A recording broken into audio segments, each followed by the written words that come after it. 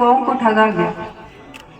किसानों के बच्चे वहां पढ़ने जाते थे, परीक्षा की तैयारी करते थे, लेकिन किस तरीके से उन बच्चों के साथ छलावा होता था, किस तरह पेपर का जो है लीक हो जाता था, किस तरह परीक्षाएं कैंसिल हो जाती थी। और हमारे किसान भाई जो बड़ी मेहनत से अपनी किसी तरह से गाड़ी कमाई करके बच्चों को पढ़ने भेजते थे। मैं गाँव में जाती थी तो बुजुर्ग महिलाएं मिलती थी, बहनें मिलती थी, वो कहती थी कि मेरे बच्चे ने बहुत मुश्किल से तैयारी की लेकिन परीक्षा रुकी हुई है, हमारे बच्चों लारे रहेगी। लेकिन मैं धन्यवाद देती हूँ आदरणीय मुख्यमंत्री जी को कि उन्होंने भारतीय जनता पार्टी की जैसे ही सरकार बनी सबसे पहले निर्णय लिया, एक SIT गठित की और जितने भी माफिया था, पेपर माफिया था, परीक्षा के जो पेपर लीक करते थे उन पे कार्यवाही की। मैं चाहूंगी कि आप जोरदार तालियां आदरणीय मुख्यमंत्री भजनलाल जी के लिए बजाएं, जिन्होंने इतना बड़ा फैसला युवाओं के भविष्य के लिए किया। और भी बहुत सारे फैसले हुए हैं। मैं आपको बताना चाहूंगी कि जिस दिन से आपकी बहन को आपने ताकत दी, उस दिन से भारतीय जनता पार्टी, क्योंकि मैं हमेशा से मेरा राजनीतिक जीवन भारतीय जनता पार्टी से की, उसी विचारधारा से जुड़ी। तो जब मैं जयपुर गई थी तो आदरणीय मुख्यमंत्री जी ने और प्रदेश के नेताओं ने निरंतर सम्मान दिया। चाहे राज्यसभा मेंबर का नॉमिनेशन का वक्त हो, उस वक्त भी आपकी बहन को याद किया और मेरे हाथों से फॉर्म जमा करवाया। उसके बाद जब राम मंदिर जाने की बात आई तब भी मुख्यमंत्री जी ने आपकी इस बहन को याद किया और बाकी भारतीय जनता पार्टी के विधायकों के साथ मुझे वहां राम मंदिर में राम जी के दर्शन कराने ले गए। ये ताकत आप सबकी थी जो आपने इस बहन को दी। आपकी बहन का निरंतर सम्मान भारतीय जनता पार्टी के प्रदेश और केंद्रीय नेतृत्व ने किया।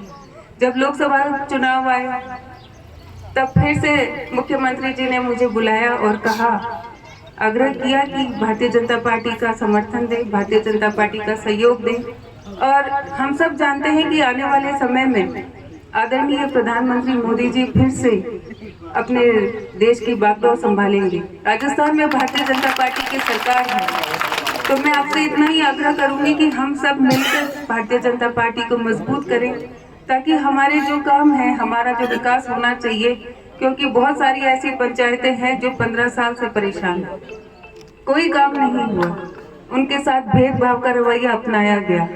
बूथ की लिस्टें देखी जाती थी कि यहाँ से तो वोट मिलते नहीं है, तो इसलिए ना यहाँ सड़क बनेगी, ना स्कूल आएगी, ना पानी आएगा, ना बिजली आएगी।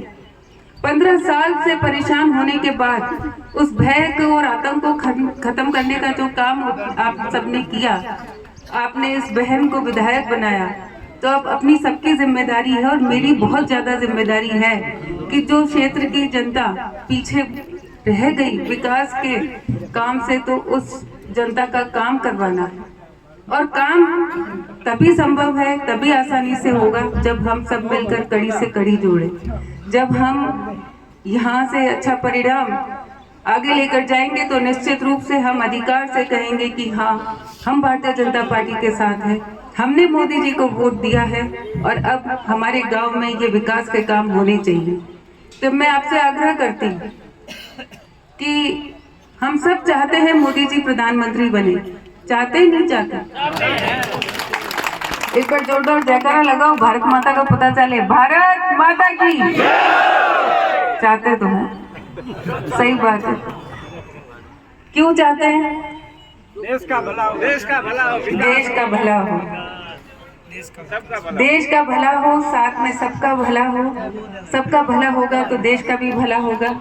चाहे हम उनकी योजनाओं की बात करें तो चाहे किसानों की बात करें, जिनको किसानों के खाते में पैसे आते हैं। और एक वक्त था जब कांग्रेस के नेता खुद ही कहते थे कि हम वहां से 100 रुपए भेजते हैं, नीचे 10 रुपए पहुंचते हैं।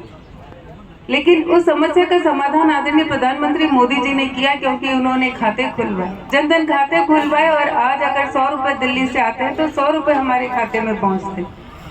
महिलाओं के लिए, बहनों के लिए सबसे ज्यादा जो जरूरी काम था, जो शौचालय बनाने की बात, वो केवल एक शौचालय नहीं है, वो इज्जत घर है, क्योंकि मेरी बहनों का मान सम्मान आदरणीय प्रधानमंत्री मोदी जी ने रखा।